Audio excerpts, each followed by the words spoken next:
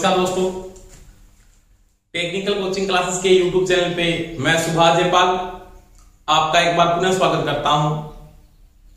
दोस्तों, जो अपने इलेक्शन थ्योरी का जो क्रेज को स्टार्ट किया था, आज अपने उसकी नेक्स्ट क्लास के बारे में पढ़ेंगे। 2 दिन किसी कारणवश से क्लास को अटेंड नहीं कर पाया था हम आपकी। आज अपने जो बात चले टॉपिक में बारे में बात चल रही थी, वो पढ़ रहे थे संधारित्र के बारे में।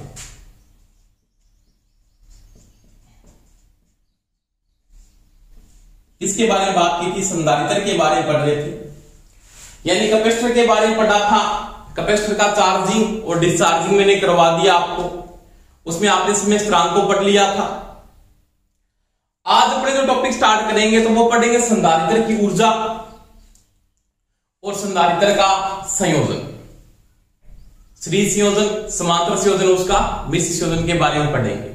देखो, संधारित्र में सबसे पहले मैं बात की थी अपने कि कोई भी जो कैपेसिटर है ना, संधारित्र, जैसे मेरे पास कोई भी कैपेसिटर है कि मेरे पास एक संधारित्र है, ये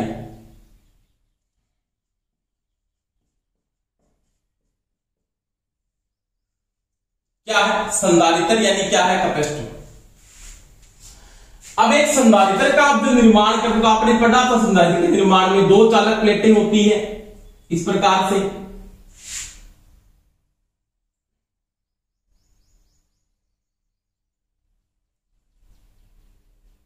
ये 2 चालक प्लेटें, बीच में क्या होता है? कुचालक पदार्थ है, पराविद्युत पदार्थ भरा होता है। बिल्कुल प्लेन इंसुलेटर बीच में डाल देते हैं, ये इंसुलेटर इस प्रकार से।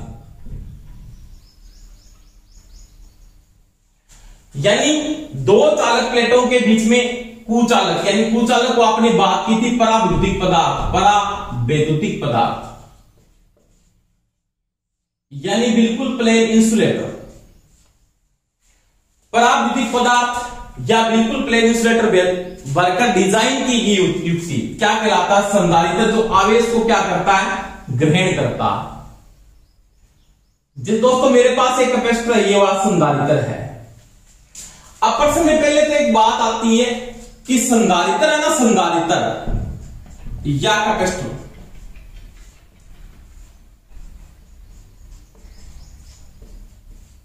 किस प्रकार की ऊर्जा को स्टोर करता है? यानी संधारित्र किस प्रकार की एनर्जी को स्टोर करता है? तो ये क्या करता है? स्थिर विद्युतीय एनर्जी, इलेक्ट्रोस्टैटिक एनर्जी को क्या करता है? स्टोर करता है। इलेक्ट्रोस्टैटिक एनर्जी इस प्रकार से आपने इंडक्टर में पढ़ा था, वो क्या करता है? इलेक्ट्रोमैग्नेटिक एनर्जी को स्टोर करता है। तो यहां से प्रश्न, सीधा प्रश्न पूछ सकता है, संधारित्र किस प्रकार की एनर्जी को स्टोरेज करता है या किस प्रकार की एनर्जी क्रिएट करता है? तो वो क्या करता है? विद्युत स्थिर वैद्युतिक ऊर्जा। किस ऊर्जा को स्टोर करता है? स्थिर वैद्युतिक ऊर्जा को क्या करता है? स्टोर करता है, इलेक्ट्रोस्टैटिक एनर्जी। जिसमें मैंने बात की थी, ये डीसी पे स्टार्टिंग के समय किसकी भांति काम करता है? शॉर्ट सर्किट की समय भांति काम करता है। और जब ये चार्ज हो जाता है तो ये किसकी भांति काम करता है? बाद में ओपन सर्किट के भांति काम करता है। डीसी में जो एक्चुअली काम कैपेसिटर करता है, वो ओपन सर्किट की भांति क्या करता है? बाद में काम करता है। परंतु क्या होता है, अगर आप एसी में नोट करते हो,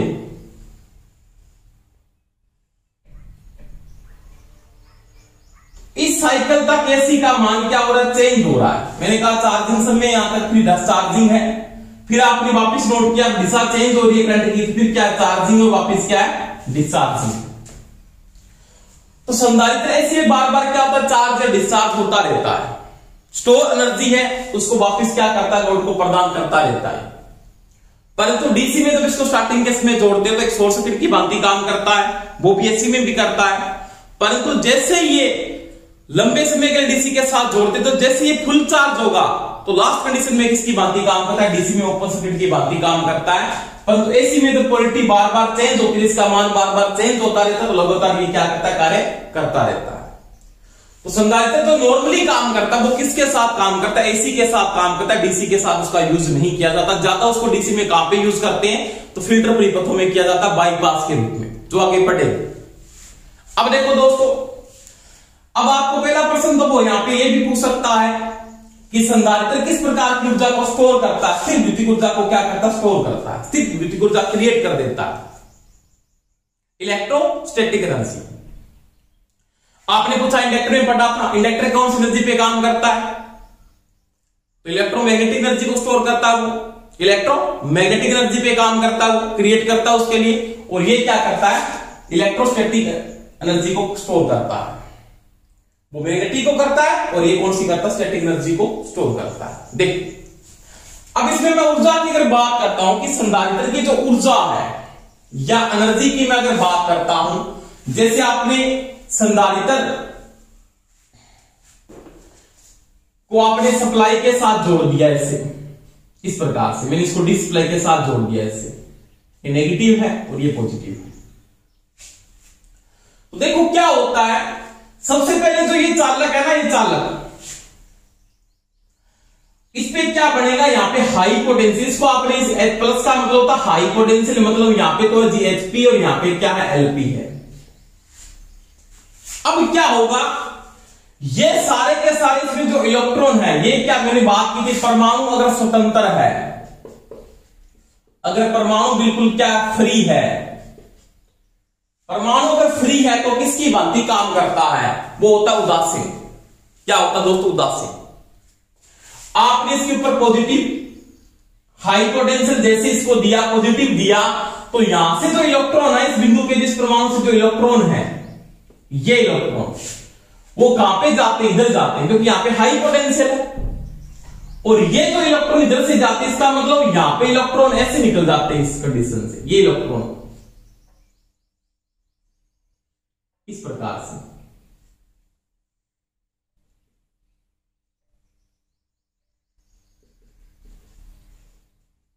इस प्रकार से इलेक्ट्रॉन का चालन है, यानी इस परमाणु से इलेक्ट्रॉनों का चालन ऐसे शुरू हो जाता है।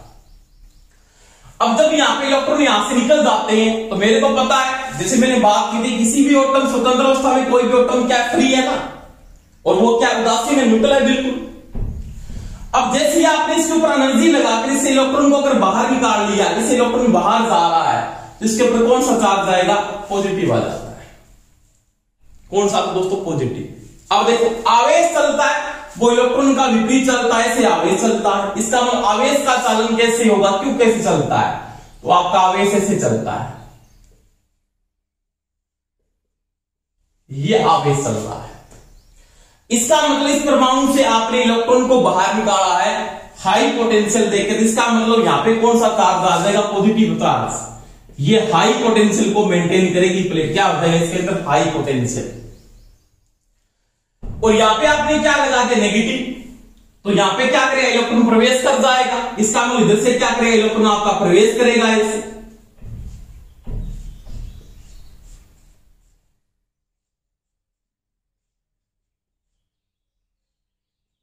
इस प्रकार से इलेक्ट्रॉन प्रवेश करेगा।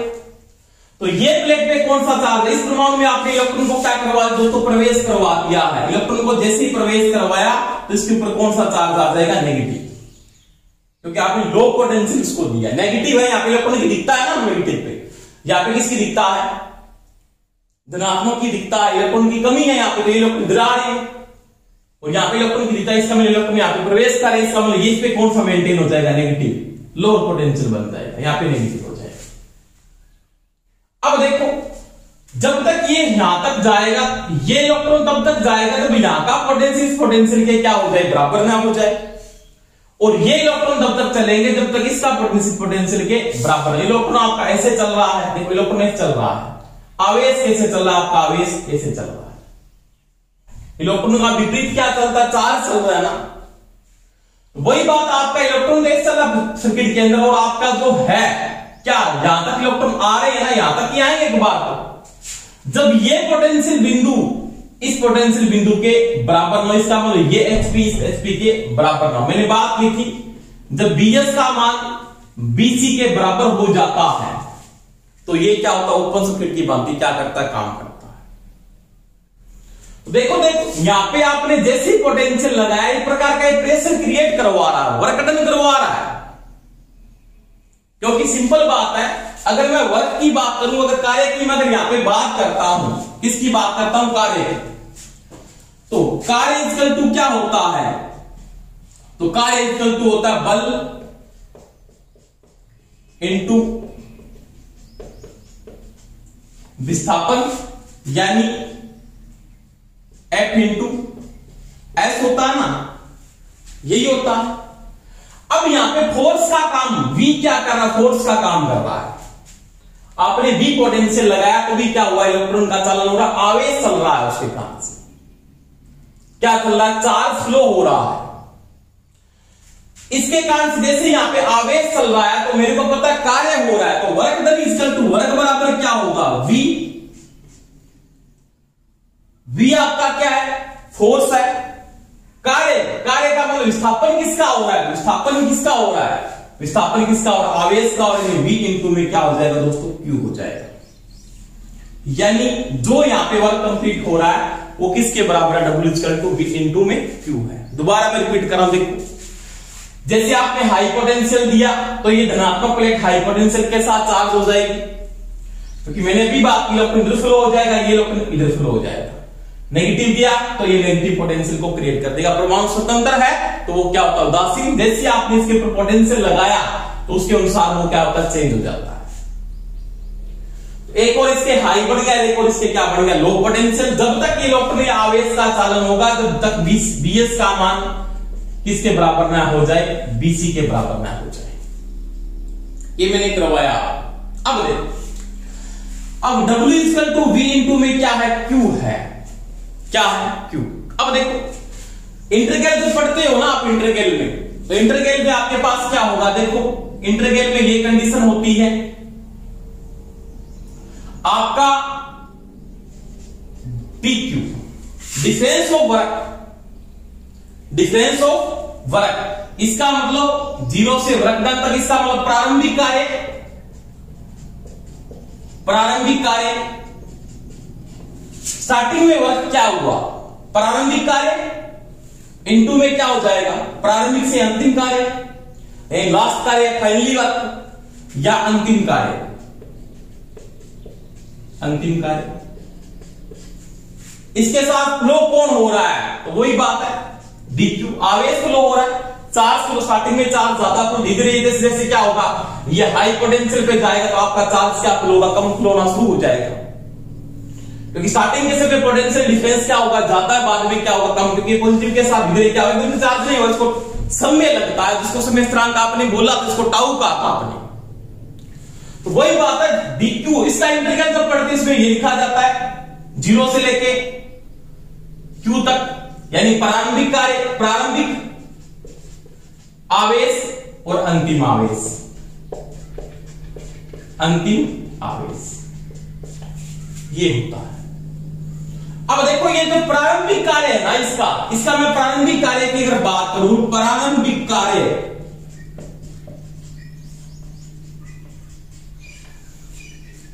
प्रारंभिक कार्य इसका क्या है, तो प्रारंभिक कार्य में मैं क्या लिखूंगा, V इंटू में क्या हो रहा है, Q। इसका मतलब स्टार्टिंग के समय कोई आवेश नहीं फ्लो हुआ था, प्रारंभिक में कोई वर्क नहीं हो रहा, स्टार्टिंग में कोई कार्य नहीं था। इसका मान क्या आपके पास, स्टार्टिंग के समय आपके पास पोटेंशियल नहीं था, कोई वर्क डन नहीं हो रहा वहां पे।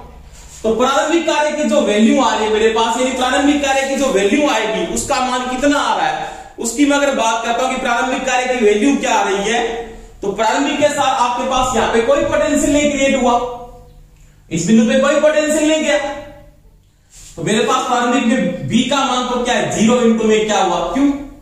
इसका मतलब प्रारंभिक कार्य क्या आपके पास 0 इंटू Q, इसका क्या हुआ, 0। प्रारंभिक कोई वर्क नहीं, प्रारंभिक का मतलब यहां तक कोई भी पोटेंशियल नहीं, स्टार्टिंग में कोई पोटेंशियल यहां पे नहीं है। जैसे आपने टाइम दिया ना, स्टार्टिंग में आपके कोई पोटेंशियल नहीं था ना, था नहीं था, स्टार्टिंग में उदासीन था। समय के साथ साथ बाद में प्लस के साथ ये क्या होगा, चार्ज, और अंतिम कार्य क्या होगा, इसका जो अंतिम कार्य आप नोट करो, ये अंतिम वर्ग, इसका जो अंतिम कार्य, अंतिम कार्य में आप लिखोगे V इंटू में क्या होगा, Q। इसका अंतिम वर्ग, इसका हाई पोटेंशियल हो गया, Q इसको में क्या हुआ, आवेश को फ्लो हो गया। अंतिम का मतलब फाइनली ये पोटेंशियल इस पोटेंशियल के क्या हो गया, बराबर, और ये पोटेंशियल के क्या हो गया, बराबर हो गया। तो इसका आपका अंतिम कार्य क्या है, वो आपका V इंटू Q है। प्रारंभिक कार्य क्या, ये है। समझ में आई मेरी बात। ये दोनों का मैंने इंटीग्रल करके बताया। इसका प्रारंभिक से लेकर अंतिम कार्य तक, प्रारंभिक आवेश से लेकर अंतिम आवेश तक। शून्य का मतलब प्रारंभिक, अंतिम का मतलब डब्ल्यू से मेंटेन किया। प्रारंभिक का मतलब शून्य आवेश और ये अंतिम क्यू है, यानी आवेश फ्लो हो रहा है, प्रकंडन हो रहा है। टाइम लग रहा है, दोनों में टाइम तो होगा ही होगा। अब देखो, अब आपका अवरेज वर्क आता है या औसत वर्क आता है या औसत कार्य है। अगर मैं अवरेज वर्क की बात करूं या औसत कार्य की बात करता हूं तो वो किसके बराबर है? तो आप लिख सकते हो यहां पे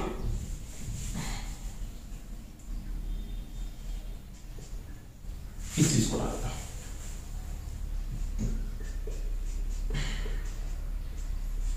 औसत कार्य V इक्वल टू क्या लिख सकते? देखो प्रारंभिक वर्क क्या आपके पास V 0 इंटू में Q प्लस V इंटू में Q 1 और 2 काटो, राशियों का योग बटा राशियों की संख्या। इसका मतलब वर्क बराबर क्या लिख दूंगा? ये तो आ गया 0, तो ये आ गया VQ बटा में 2। क्या आ गया? VQ बटा में 2। अब कार्य है ना, कार्य करने की क्षमता कोई तो क्या है? ऊर्जा है। क्या है? एनर्जी। इलेक्ट्रोस्टैटिक जो एनर्जी स्टोर होती है उसमें आपने पढ़ा था, इलेक्ट्रोस्टैटिक ई इक्वल टू आपने पढ़ा था V बटा क्या होता है? D। यही होता है। पोटेंशियल लगाया तो इसमें इलेक्ट्रोस्टैटिक एनर्जी क्या हो रही है? स्टोर हो रही है। ये मैंने बता दिया। कैपेसिटर कौन सी ऊर्जा को स्टोर करता है? इलेक्ट्रोस्टैटिक, स्थिर विद्युत ऊर्जा को स्टोरेज करता है।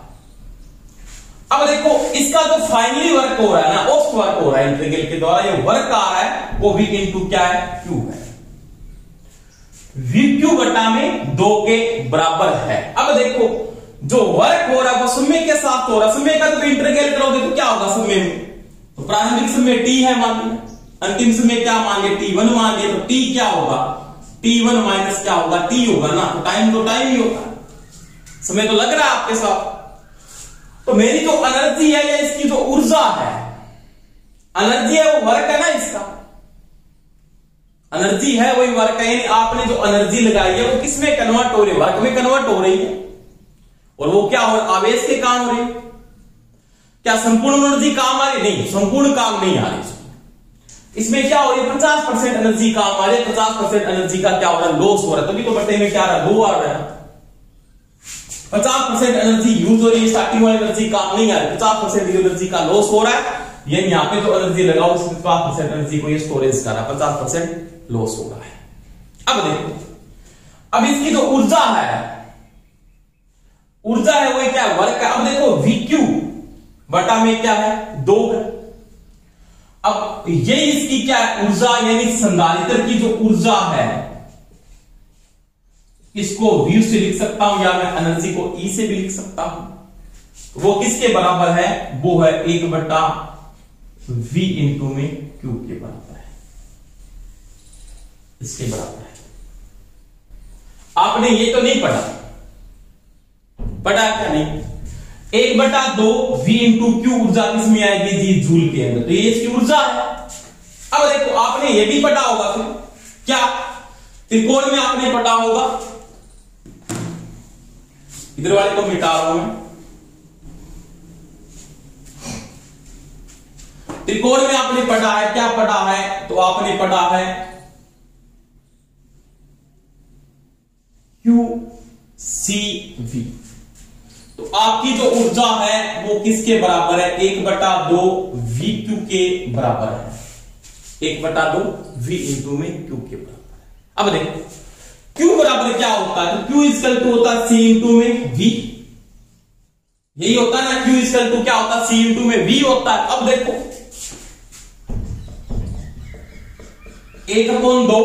1 बटा 2 इंटू में क्या लगा दिया आपने? V। Q किस जगह आपने लिख दिया? C इंटू में V। तो W वर्क इक्वल टू या एनर्जी इक्वल टू क्या होता है? 1 बटा 2 CV स्क्वायर होता है। तो फाइनली ये भी कंडीशन सही है, और फाइनली आपकी अगर ये कंडीशन दी है तो ये कंडीशन भी क्या है दोस्तों? राइट है। तो ये नहीं कि आपने इसमें रट रखा है, ये भी सही है। बुक में आपने रट्टा मार रखा है, इससे ये भी दे सकता, तो ये भी सही। अब देखो एक कंडीशन और भी बन सकती है। देखो क्या, अगर आपके पास Q बराबर C इंटू V है, तो V बराबर क्या होगा, Q बटा में C होता। बिल्कुल सही है, होता कि नहीं होता। एनर्जी इक्वल टू आपके पास क्या है, 1/2 V इंटू में Q। आप V को हटा सकते हो, हाँ हटा सकता हूं, तो V किस जगह क्या लिख सकता हूं, तो V किस जगह लिख सकता हूं 1/2 V किस जगह Q बटा में C, Q बटा में C इंटू में क्या लिख दोगे आप, ये Q, आपने V को हटा के Q बटा C लिखा। अब देखो क्या करना, 1/2 इंटू में Q स्क्वायर बटा में C, तो ये कंडीशन भी सही आ गई, यानी इसको ये लिख सकता हूं मैं, ये कंडीशन भी इसकी बिल्कुल क्या है, राइट है। क्या इसको ऐसे भी लिख देता कई बार, इसको ऐसे लिख देता, जैसे मान लिया Q स्क्वायर बटा में 2 इंटू में C, तो ये कंडीशन भी क्या है, राइट है। एक ही बात है ये, तो आपको ये भी दे रखा है, तो ये भी राइट कंडीशन है, कोई समस्या नहीं होनी चाहिए आपके, ये भी आपकी राइट कंडीशन है और ये कंडीशन भी आपकी बिल्कुल क्या दोस्तों, राइट है। तो ये संधारित्र की ऊर्जा है, तो 3 प्रकार से आपको निकाल सकते हो, इससे भी निकाल सकते हो, इससे भी निकाल सकते हो, आप इससे भी निकाल सकते हो। ये नहीं कि आपने इसका रट्टा मार रखा, कैसे आया मैंने आपको पूरा बता दिया। दोबारा मैं एक बार रिपीट कर रहा हूं, देखो आराम से। जैसे आपने यहाँ पे पोटेंशियल दिया, तो हाई पोटेंशियल पे चला जाएगा बिंदु, एकदम से जाएगा नहीं। जैसे इसमें क्या होगा, आवेश फ्लो होगा, टाइम लगता है, 0 से प्रारंभिक कार्य से अंतिम कार्य से मैंने दोनों का औसत निकाल दिया, और ये नेगेटिव के साथ, तो ये नेगेटिव के साथ लोअर पोटेंशियल पे चला जाएगा और ये हाई पोटेंशियल पे। और यहाँ पे जो एनर्जी स्टोर होगी वो कौन सी ऊर्जा स्टोर होगी, इलेक्ट्रोस्टैटिक एनर्जी, स्थिर विद्युतीय ऊर्जा, स्थिर वैद्युतिक ऊर्जा।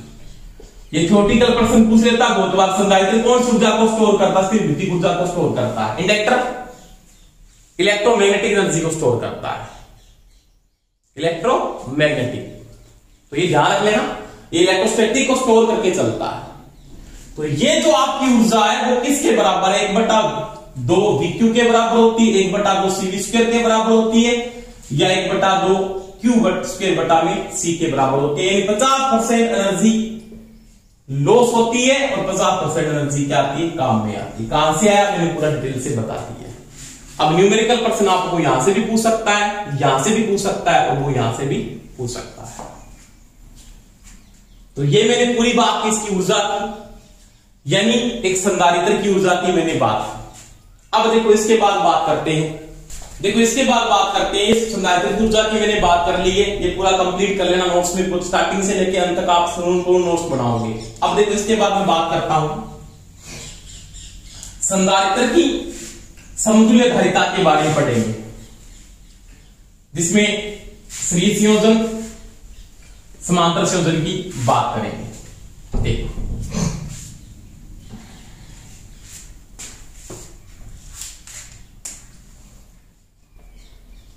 संधारित्र की समतुल्य धारिता,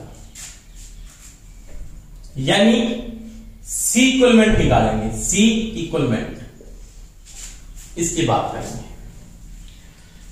इससे पहले पढ़ेंगे अपने श्रेणी संयोजन के बारे में, यानी श्रेणी संयोजन में धारिता बढ़ेगी या कम होगी। उसके बाद समांतर संयोजन की बात करेंगे, उसके बाद अपने मिश्रित संयोजन की बात करेंगे। सबसे पहले समतुल्य का मतलब C इक्वलमेंट निकालना है, तुल्य धारिता का मान अपने को ज्ञात करना है। वो देखो कैसे ज्ञात करते हैं, तो पहले लिखेंगे संधारित्र का श्रेणी संयोजन, संधारित्र का श्रेणी संयोजन की समतुल्य धारिता, इसके बारे में बात करें। देखो दोस्तों, जैसे ये संधारित्र है, एक कैपेसिटर ये लगा हुआ है, एक कैपेसिटर आपका ये लगा हुआ है, एक कैपेसिटर आपका ये लगा हुआ है।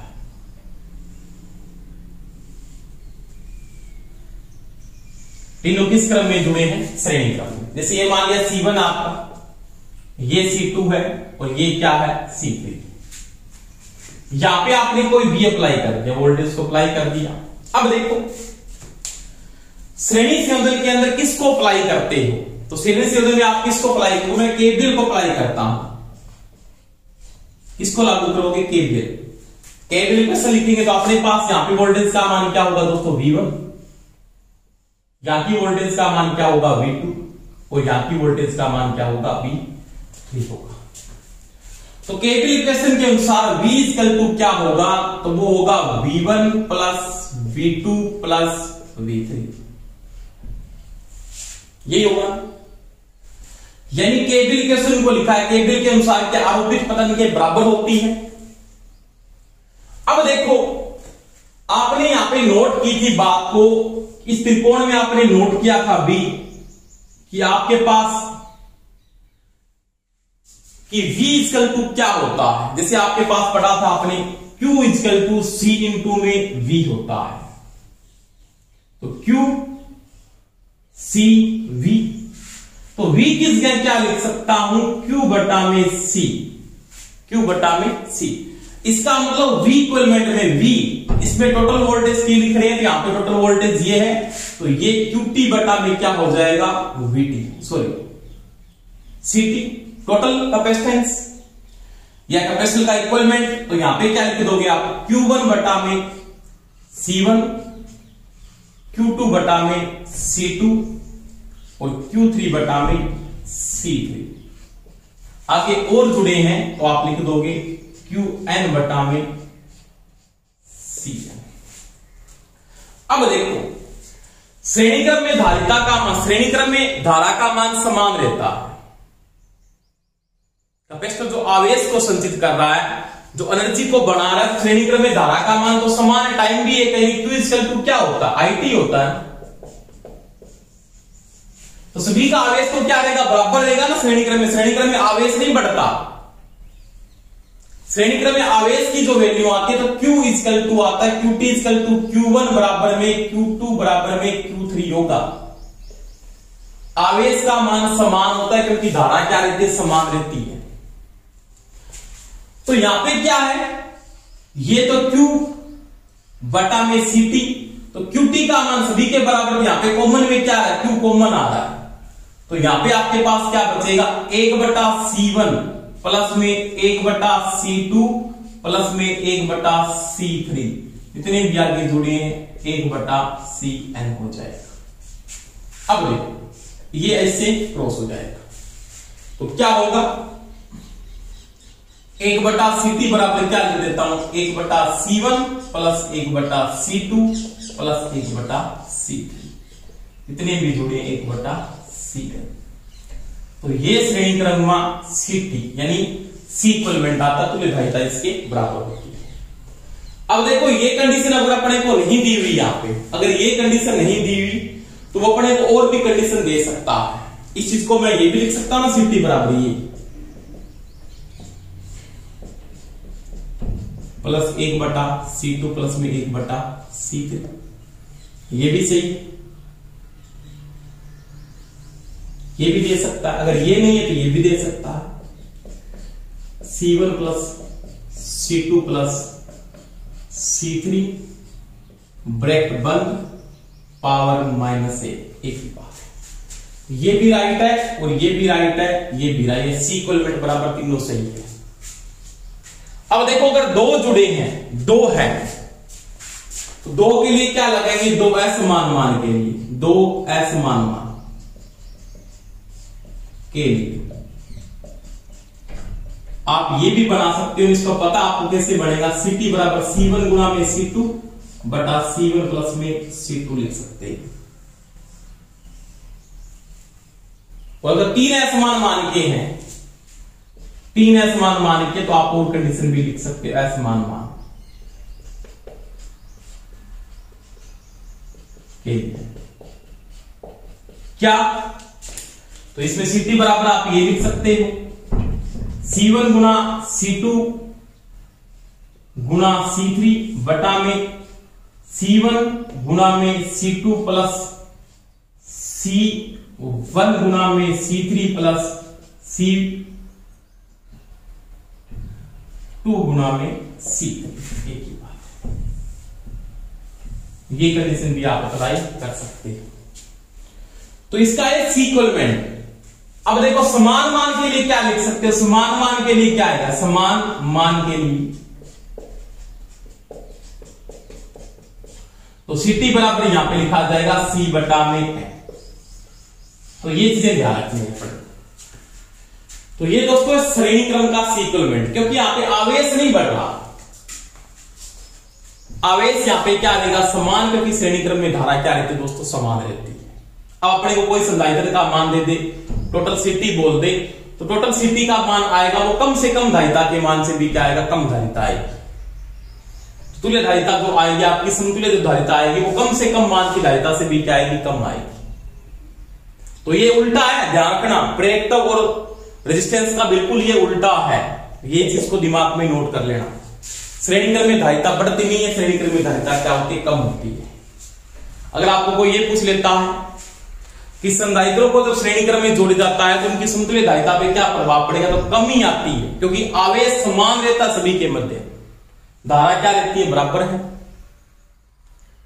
तो वही बात है, श्रेणी क्रम में धारा का मान समान होने के कारण यहां पे आपके पास इसकी धारिता के मान में वृद्धि नहीं होती, कि धारिता का मान यहां पे बढ़ नहीं पाएगा। और धारिता का मान जब बढ़ नहीं पाएगा तो अपने किस क्रम में जोड़ के चलते हैं, तो अपने किस क्रम में जोड़ा जाता है, श्रेणी क्रम में जोड़ा जाता है।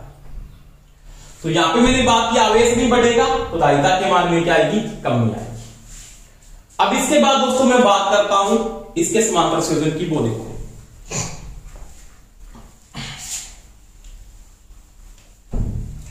यह आपने श्रेणी क्रम में बारे में पढ़ा।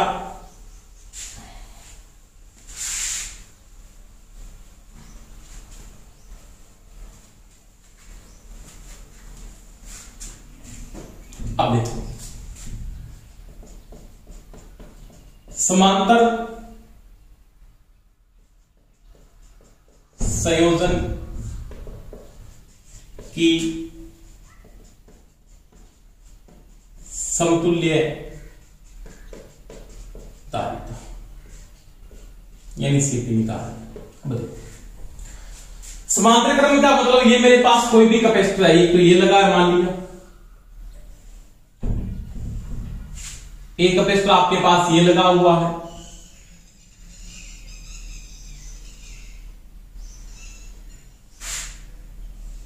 और एक कैपेसिटर आपके पास ये लगा हुआ है।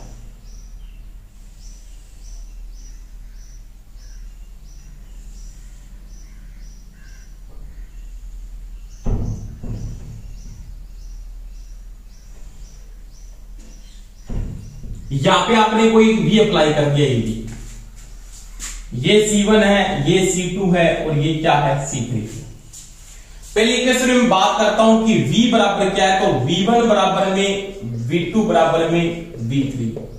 समांतर क्रम में वोल्टेज का मान क्या रहता है, समान रहता है, ये पता आपको। अब देखो यहां पे KVL तो लागू नहीं होता, यहां पे क्या लागू होता है, KCL लागू होता है। तो KCL इक्वेशन क्या है, KCL इक्वल टू क्या होता है, KCL बराबर क्या होता है, तो I यहां पे जो फ्लो हो रहा है ये I, यहां पे चला गया I1, I2 और ये I3। तो मैं KCL इक्वेशन लिखूंगा तो I इक्वल टू क्या लिखूंगा, इसको IT मान लिया, टोटल करंट मान लिया ये, तो आपके पास क्या होगा, I1 plus I2 plus I3। आगे और भी जुड़े हो सकते हैं, तो ये इसकी क्या है, KCL इक्वेशन है। क्योंकि समांतर क्रम में मैंने कहा था एक ही मान के ना तो बीजगणित के योग लागू होता है, एक ही मान का भार जुड़ा हो, चाहे R हो, चाहे L हो, चाहे कौन सा हो दोस्तों, C हो। ये मैंने बात की थी पहले। अब देखो आपने यहां पे जो नोट किया था I इक्वल टू कैपेसिटर में क्या होता, I इक्वल टू तो C dV बटा में क्या होता है, dt। ये होता है कैपेसिटर के अंदर। I इक्वलमेंट में I equal to C dV बटा dt होता है, धारिता मेंटेन होकर चलती है, करंट फ्लो होता है, उसमें चार्ज आता है। I इक्वल टू इसकी I की जगह मैं क्या लिख सकता हूं, तो इसकी जगह मैं लिख सकता हूं CT dV बटा में dt। यहां पे क्या लिख सकता हूं, C1 dV बटा में dt। यहां पे क्या लिख सकता हूं, C2 dV बटा में dt। और यहां पे लिख सकता हूं C3 dV बटा में dt। अब देखो डिफरेंस ऑफ वोल्टेज सभी में बराबर है, टाइम भी क्या रहेगा, समान रहेगा। इसका मतलब क्या हुआ, CT बराबर dV बटा dt, dV बटा dt। यहां पे कॉमन क्या आ रहा है, dV बटा dt कॉमन आ रहा है, तो यहां पे क्या बचेगा, C1 C2 और C3। इसका मतलब यहां पे धारिता जुड़ रही है, इसका मतलब यहां पे चार्ज भी क्या होता है, बढ़ता है। Q1 बराबर में Q2 बराबर में Q3 होता है, क्योंकि करंट बढ़ रहा है, करंट का बीज इनके योग है। अब देखो ये तो इससे क्या हो जाएगा, क्रॉस हो जाएगा, तो CT बराबर यहां पे क्या होता है, तुल्य धारिता बराबर होता है C1 plus C2 plus C3 या कितने भी जुड़े हैं CN हो जाएगा। तो इसकी है समतुल्य धारिता, समांतर क्रम में तुल्य धारिता का मान बढ़ेगा, क्या होगा दोस्तों, बढ़ेगा। अब देखो अगर सभी समान मान के लिए हैं, समान मान के लिए, सभी समान मान के लिए, तो CT बराबर क्या होता है, तो फिर CT बराबर होता है C इंटू में N। तो समान मान के लिए समतुल्य धारिता इसके बराबर होती है। तो ये दोस्तों मैंने की इसकी बात की, समांतर क्रम में आपकी तुल्य धारिता में वृद्धि होगी, क्योंकि ये कंडीशन आ रही है I इक्वल में C dV बटा dt होता है। और आपने पढ़ा था ना इसमें E के साथ कौन काम करता है, L dV बटा dt। ये इंडक्टर के अंदर होता है और ये किसमें होता है, कैपेसिटर में होता है। तो ये मैंने बात की है, समांतर क्रम में समतुल्य धारिता में क्या होगी, वृद्धि होगी, और श्रेणी क्रम में क्या होती है, कमी होती है। वहां पे चार्ज और आवेश आपका नहीं बढ़ता, यहाँ पे आवेश में भी क्या होती है, वृद्धि होती है, क्योंकि धारिता जब बढ़ेगी ना तो आवेश भी क्या होगा, बढ़ेगा। ये भी चीज का ध्यान रख लेना, ये तुल्य धारिता और आवेश में क्या होगी, वृद्धि होगी। और आवेश जब बढ़ रहा है तो एनर्जी भी क्या होती है, बढ़ती है ना, क्योंकि आपने पढ़ा है 1/2 CV स्क्वायर। तो डी अगर ये C बढ़ रहा है तो ये भी क्या होगा, बढ़ेगा। और आपने ये भी पढ़ा था Q के साथ 1/2 V। अगर Q बढ़ रहा है तो फिर भी एनर्जी बढ़ेगी, आपने ये भी पढ़ा था 1/2 Q स्क्वायर बटा में C। ये बढ़ रहा है तो इसके साथ ही बढ़ेगा, क्योंकि ये स्क्वायर में बढ़ रहा है। तो ये दोस्तों समांतर क्रम में एनर्जी बढ़ती है, इसकी धारिता भी बढ़ती है और इसका चार्ज भी बढ़ता है। श्रेणी क्रम में सभी क्या होते हैं, कम हो जाते हैं। तो ये इसका था समांतर संयोजन। अब देखो इसके बाद में अगर मैं बात करूं मिश्रित संयोजन की, मिश्रित संयोजन में किस प्रकार से 2-3 प्रकार की क्वेश्चन पूछ लेता है, उसको बात करते हैं। वो देखो आराम से 2-3 कंडीशन ही पढ़ेंगे इसकी, बिल्कुल सिंपल है, कोई समस्या नहीं आएगी।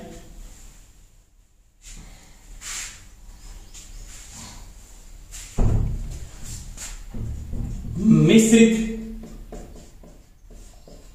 संयोजन किसकी बात करेंगे, मिश्रित संयोजन की मैं बात करता हूं। यानी मिश्रित संयोजन में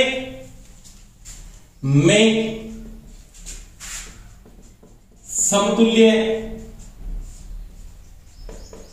धारिता। इसकी पहली क्वेश्चन क्या है, ये बोलता है 2 संधारित्र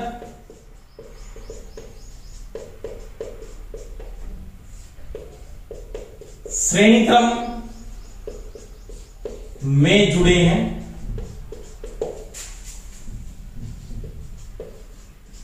उनके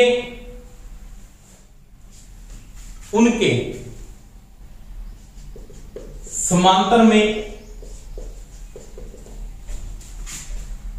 2 संधारित्र और जोड़ दें तो समतुल्य धारिता। ये लिखा है। कंडीशन क्या है, ये कंडीशन कहता है कि 2 कैपेसिटर हैं श्रेणी क्रम में जुड़े, जैसे ये मान लिया C1 है तो C2 है, इनके समांतर क्रम में ये जुड़े हैं, मान लिया C3 दोनों के और C4। अब आपको समतुल्य धारिता निकालनी है यहाँ पे ए और बी बिंदु के ऊपर। मान लीजिए ये ओ और बी बिंदु पर ये चित्र दे दिया, मान लीजिए दो श्रेणी क्रम में जुड़े उनके दोनों के समांतर में मान लिया। अब देखो पहले तो क्या है, इसकी क्वेश्चन निकाल लो आप। ये दोनों श्रेणी क्रम में धारिता आपकी बढ़ेगी नहीं ना, इसके लिए क्या लिखेंगे, C1 गुणा में C2 बटा में C1 प्लस में क्या होगा C2। इन दोनों की जगह मैं ये लिख सकता हूं, तो CT बराबर क्या लिख सकता हूं, CT बराबर लिख सकता हूं C1 गुणा में C2 बटा में C1 प्लस C2। एक मान का ये हो गया। अब ये सारे समांतर में, इसका मान प्लस में C3 प्लस में C4। ये कंडीशन दे सकता है वो। ये नहीं है तो इसको वो ये भी लिख के दे सकता है। क्या इसकी जगह क्या लिख सकते हो आप, इसकी जगह आप ये भी लिख सकते हो 1/1 बटा C1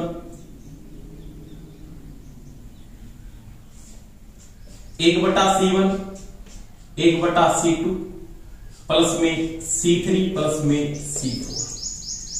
ये कंडीशन भी आपको दे सकता है, दोनों में कोई समस्या नहीं है। इस प्रकार की समतुल्य धारिता निकालते हैं। थ्योरेटिकल प्रश्न पूछेगा, धारिता दी तो कोई समस्या नहीं है, थ्योरेटिकल में पूछे इस प्रकार से आप इसको हल करके लिख सकते हैं। अब देखो इसके नॉर्मल सिचुएशन और पूछ लेता, जैसे ऐसे आ गया, इसी का चित्र बना लेता हूं।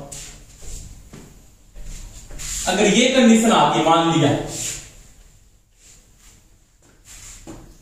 कि दो श्रेणी क्रम में दो समांतर में जुड़े हैं, ये C1 व C2, इनके श्रेणी क्रम में C3 और C4 जुड़ा हुआ है।